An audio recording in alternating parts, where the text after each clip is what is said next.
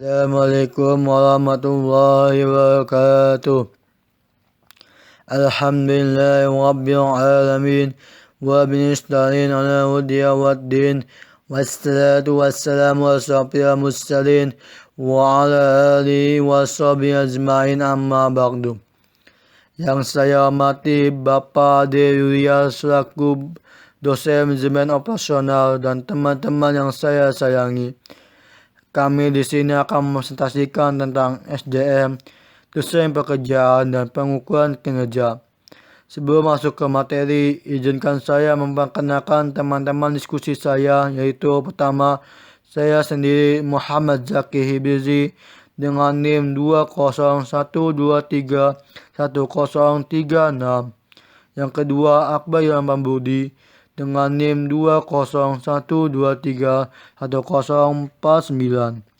Dan yang terakhir, Jumlatul Alia dengan NIM 20112311053.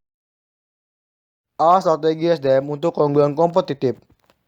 Strategi sumber daya manusia atau SDM yang baik adalah berbiaya mahal, sulit untuk mencapainya, dan sukar untuk mempertahankannya. Tujuan dari strategi sumber daya manusia adalah untuk mengolah tenaga kerja dan merancang pekerjaan sehingga para karyawan dapat dimanfaatkan secara efektif dan efisiensi. Bagaimana kita akan fokus pada strategi sumber daya manusia, kita akan memastikan bahwa para karyawan pertama dimanfaatkan secara efisiensi dalam kendala keputusan manajemen operasional lainnya. Kedua, memiliki mutu pekerjaan yang memadai yang hidup di dalam suasana komitmen yang saling menguntungkan dan kepercayaan. Dengan kualitas kehidupan pekerjaan yang memadai, yang dimaksudkan adalah bahwa pekerjaan bukan keselamatan yang memadai, dan untuk yang mana pembayaran tetapi juga mencapai level sesuai bagi keduanya, kebutuhan fisik dan kebutuhan psikologi. Kendala dalam strategi sumber daya manusia. Pertama, bauran produk ditentukan secara musiman dan stabilitas skala. Kedua, teknologi, perlengkapan, dan proses memiliki implikasi bagi keselamatan dan isi pekerjaan. Ketiga, keputusan lokasi memiliki pengaruh pada lingkungan sekitar di tempat para karyawan bekerja. Dan yang terakhir, tata ruang keputusan, misalnya ini perakitan versus usaha kerja mengaruhi isi pekerjaan. B. Perencanaan tenaga kerja. Perencanaan tenaga kerja atau sering disebut dengan labor planning merupakan kebijakan atau suatu susunan kepegawaian yang berhubungan dengan perusahaan yang meliputi 3 macam. Yang pertama adalah kebijakan stabilitas ketenagakerjaan, yang kedua jadwal kerja, yang ketiga adalah aturan kerja. Kita bahas yang pertama, kebijakan stabilitas ketenagakerjaan. Stabilitas ketenagakerjaan ini merupakan urusan dengan sejumlah karyawan yang meliputi dari perusahaan tersebut agar dapat dipertahankan pada suatu waktu yang tertentu. Terdapat 2 kebijakan dasar dalam menghadapi stabilitas ketenagakerjaan ini. Yang pertama adalah mengikuti permintaan dengan persis atau sama. Yang kedua adalah mengadakan pekerjaan yang konstan atau teratur. Yang kedua, jadwal kerja.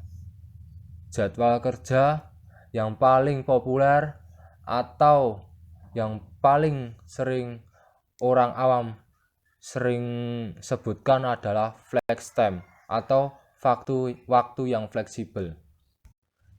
Flex time ini memungkinkan bagi karyawan untuk memilih jam kerjanya agar menjadi fleksibel. Jam kerja inilah yang merupakan sangat digemari oleh karyawan-karyawan. Yang ketiga, penggolongan pekerjaan atau aturan kerja. Aturan kerja di sini memiliki klasifikasi pekerjaan atau aturan kerja yang sudah dirumuskan oleh perusahaan tertentu. Aturan kerja di sini juga harus ditepati oleh karyawan karena semua sudah ditentukan siapa yang mengerjakan ini, kapan mereka akan melakukan, atau kondisi mereka saat melakukan. Tetapi seringkali aturan kerja menjadi suatu tekanan dalam pekerjaan yang dirasakan oleh karyawan. C.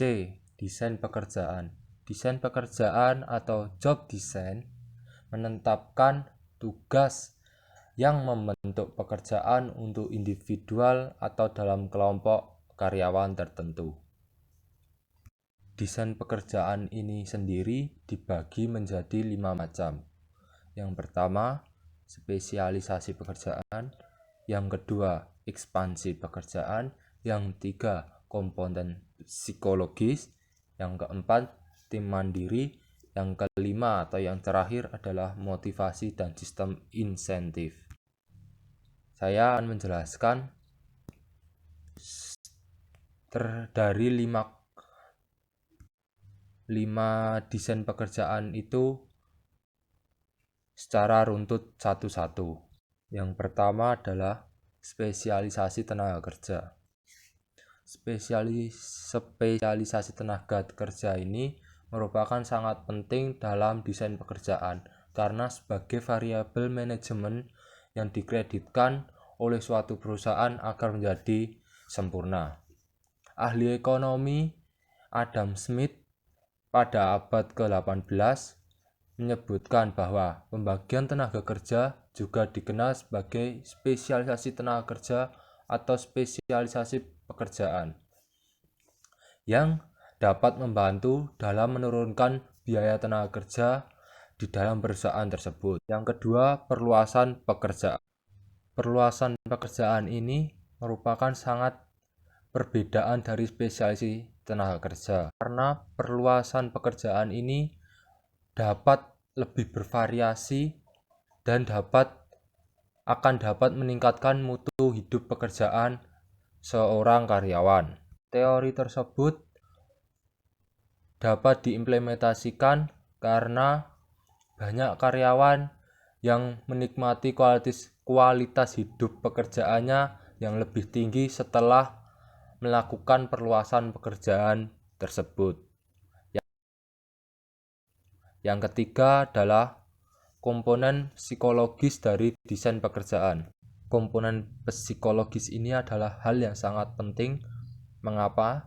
Karena komponen ini adalah hal yang dapat memusatkan perhatian di dalam pikiran agar psikologis kita tidak terganggu dan dapat merancangkan suatu pekerjaan dengan baik. Yang keempat adalah tim yang mandiri.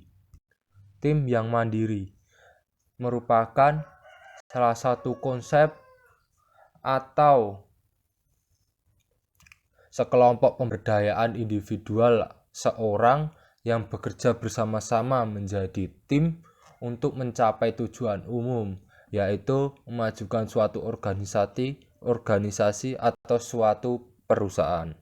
Motivasi yang kelima adalah motivasi dan sistem insentif.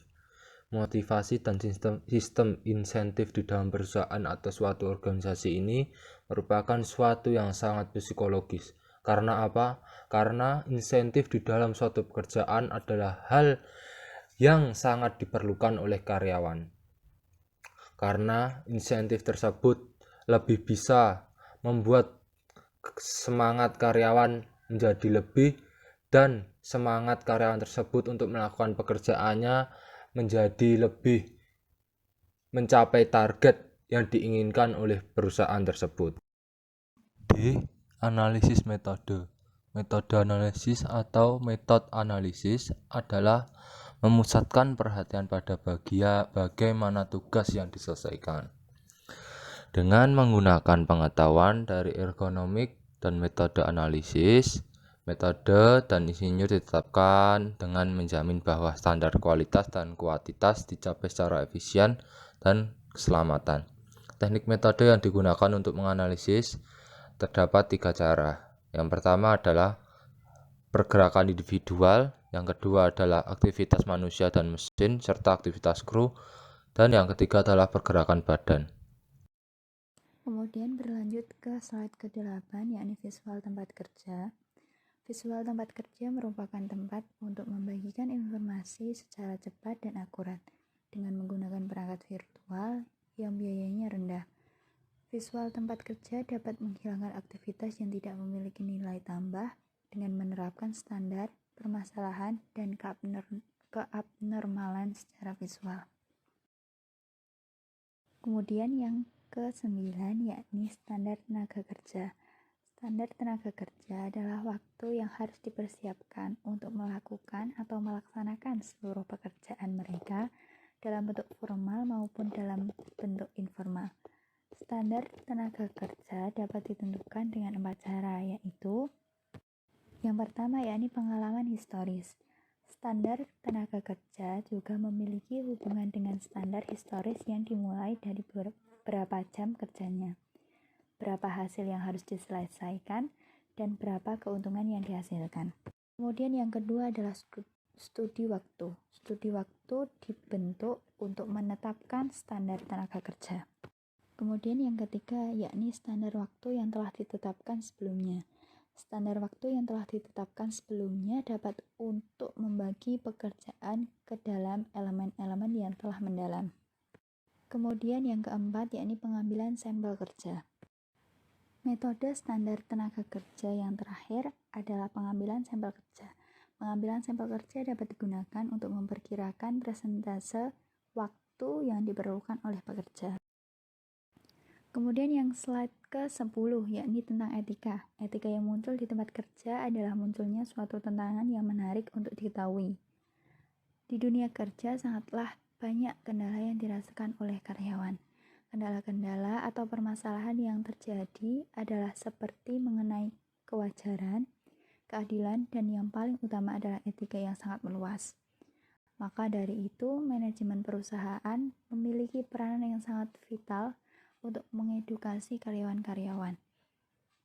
Contohnya seperti menentukan peralatan yang diperlukan, aturan kerja, dan lingkungan kerja.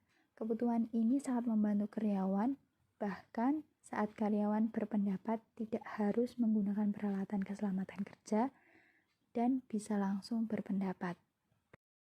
Alhamdulillahirrahmanirrahim, telah berada di penghujung slide, yakni kami ucapkan terima kasih kepada sanak teman-teman yang telah mendengarkan dan mengapresiasi hasil diskusi kelompok kami, dan maaf apabila ada kesalahan dalam penyusunan kata atau kalimat. Kami mohon maaf sedalam-dalamnya. Terima kasih. Wassalamualaikum warahmatullahi wabarakatuh.